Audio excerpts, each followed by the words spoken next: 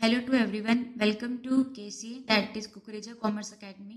So guys, I am Rita Rani. I was an educator on an Academy Plus. So guys, यहाँ पर मैं आप लोगों के साथ में आज बिजनेस स्टैटिस्टिक्स की PYQ सीरीज को स्टार्ट कर रही हूँ. ओके, तो ये आप लोगों के पास में जून 2010 UGC नेट कॉमर्स की PYQ सीरीज को मैं आप लोगों के साथ में क्या कर रही हूँ, कंटिन्यू कर रही हूँ.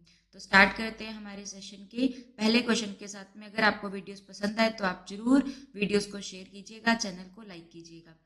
सो पहला क्वेश्चन आप लोगों के पास में, a graph of cumulative frequency distribution.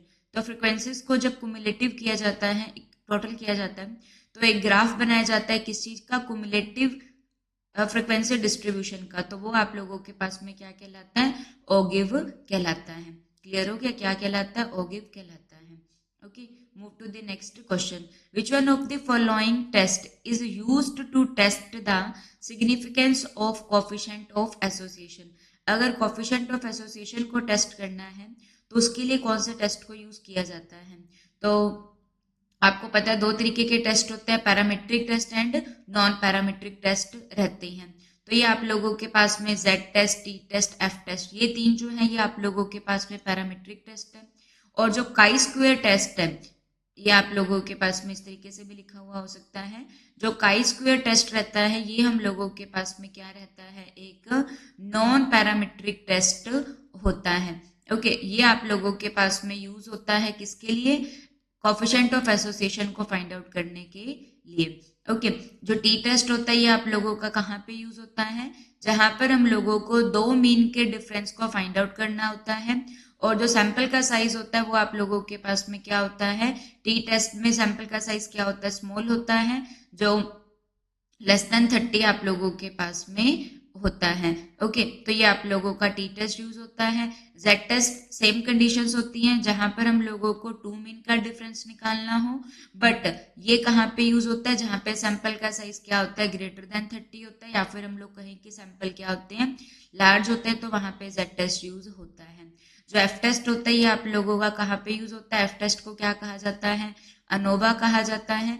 ANOVA आप लोगों के पास में क्या रहता है, एनालिसिस ऑफ वेरियस टेस्ट हम लोगों के पास में रहता है. ओके, ये कहाँ पे यूज होता है, जहां पर हम लोगों को मोर देन टू मीन को फाइंड आउट करना होता है, तो वहां पर आप लोगों के पास में एफ टेस्ट या अनोवा यूज होता है. तो यहाँ पे क्या आ जाएगा, काई स्क्वायर टेस्ट आ जाएगा कोएफिशिएंट ऑफ एसोसिएशन को टेस्ट करने के लिए.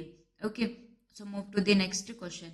The total area of a normal distribution. Normal distribution की कर्व कैसे होती है, आप लोगों के पास में बेल शेप रहती है. ओके, क्या होती है, बेल शेप आप लोगों के पास में होती है. तो जो टोटल एरिया होता है वो किसके इक्वल होता है, जो टोटल एरिया रहता है वो हम लोगों के पास में 1 के इक्वल होता है. ये बेल शेप के आप लोगों के पास में रहती हैं. ओके, सो यहाँ पे आप लोगों के पास में क्या होता है, the total area of a normal distribution between average value plus minus 1.96 standard deviation x bar plus minus 1.96 standard deviation जो रहता है ये आप लोगों के पास में कितने डाटा को कॉन्स्टिट्यूट करता है, तो ये आप लोगों के पास में 95% को क्या करता है, कॉन्स्टिट्यूट करता है.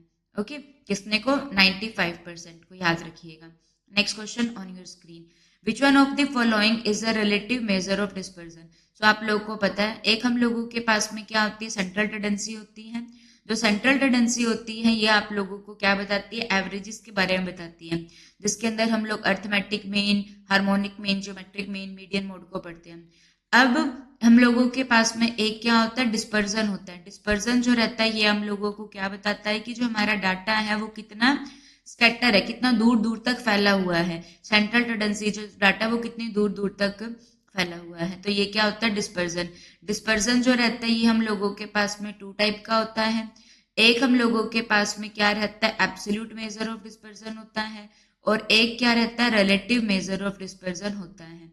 तो जहां पर डाटा जैसा है उसको एग्जैक्ट फॉर्म में शो किया जाता है तो वो एब्सोल्यूट मेजर ऑफ डिस्पर्जन होता है, और जहां पर चेंजेस करके शो किया जाता है वो क्या होता है, रिलेटिव मेजर ऑफ डिस्पर्जन होता है.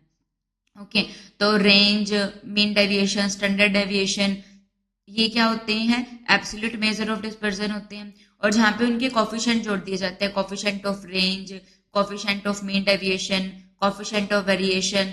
ओके, तो ये क्या बन जाता है, रिलेटिव मेजर ऑफ डिस्पर्जन बन जाते हैं। तो जहाँ पे कॉफिशेंट आ जाएगा तो कॉफिशेंट ऑफ वेरिएशन जो रहता है ये आप लोगों के पास में क्या होता है, रिलेटिव मेजर ऑफ डिस्पर्जन होता है। जो कॉफिशेंट ऑफ वेरिएशन होता है इसका फॉर्मूला हम लोगों के पास में क्या रहता है, स्टैंडर्ड डेविएशन डिवाइड बाय, हम लोगों के पास में क्या होता है, पॉपुलेशन का मीन मल्टीप्लाई 100, आप लोगों के पास में क्या रहता है, कोफिशिएंट ऑफ वेरिएशन होता है। ओके, और जो स्टैंडर्ड डेविएशन होता है ये आप लोगों के पास में क्या होता है, वेरिएंस का क्या होता है, अंडर रूट होता है।